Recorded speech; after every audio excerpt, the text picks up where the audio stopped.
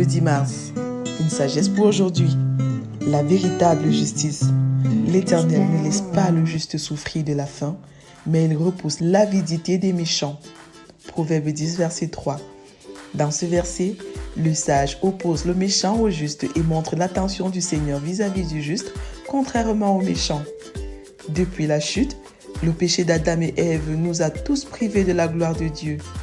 C'est pourquoi en citant l'Ecclésiaste, Paul a dit « Il n'y a point de juste, pas même un seul ».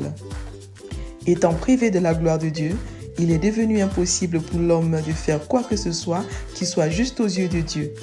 Il fallait donc que Dieu lui-même intervienne par sa miséricorde et sa grâce, et en retour, tout ce que l'homme aurait à faire serait de répondre par la foi.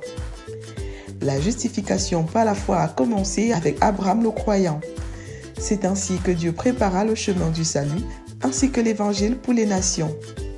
Qui est le juste? 1. Le juste, c'est toute personne ayant compris que sans la miséricorde de Dieu, elle est perdue pour l'éternité. 2. Le juste, c'est toute personne ayant entendu la voix de Dieu et ayant cru. 3. Le juste, c'est toute personne prête à mourir pour ce qu'elle croit. 4. Le juste, c'est toute personne ayant faim et soif de Dieu. 5. Le juste, c'est toute personne trouvant pleine satisfaction dans la parole de Dieu.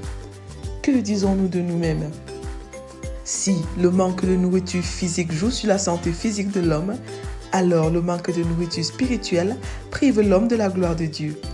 Jésus dit « Heureux ceux qui ont faim et soif de la justice, car ils seront rassasiés. » Matthieu 5, verset 6.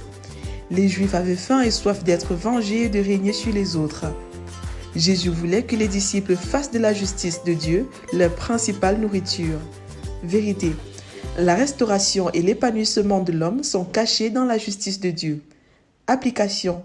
Renoncer au sentiment de ma propre justice et rechercher la justice de Dieu. 1. Qu'est-ce qui garantit mon épanouissement ainsi que celui de ma famille et de ma nation? 2.